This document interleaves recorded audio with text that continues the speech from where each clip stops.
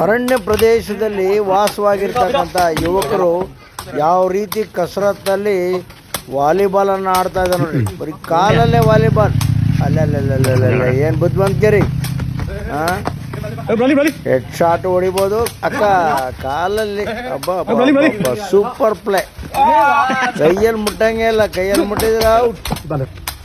Super ಆಟ ಕಣ್ರಿ. ಏನೇ ಆಗಲಿ, ಹಳ್ಳಿಗಾಡಿನ ಜನ, ಗುಡ್ಗಾಡಿನ ಜನ ಅರಣ್ಯದಲ್ಲಿ ಏನು ಸೂಪರಾಗಿ ಶಕ್ತಿಯುತವಾಗಿ ಆಟ ಆಡ್ತಿದ್ದಾರೆ. ಭಾಳ ಶಕ್ತಿ ಬೇಕು ಇದಕ್ಕೆ, ನ್ಯಾಕ್ ಬೇಕು. ಕಾಲಲ್ಲಿ ಆಟ ಆಡೋದ್ರಿಂದ ಭಾಳ ನ್ಯಾಕ್ ಬೇಕು ನೋಡಿ. ಸೂಪರಾಗಿ ಆಟ ಆಡ್ತಾ ಇದ್ದಾರೆ ಯುವಕರು. ಇವ್ರಿಗೊಂದು ಥ್ಯಾಂಕ್ಸ್ ಹೇಳ್ಬೇಕು ನಾವು. ಇದನ್ನು ಒಲಿಂಪಿಕಲ್ಲಿ ಸೇರಿಸ್ಬೇಕು.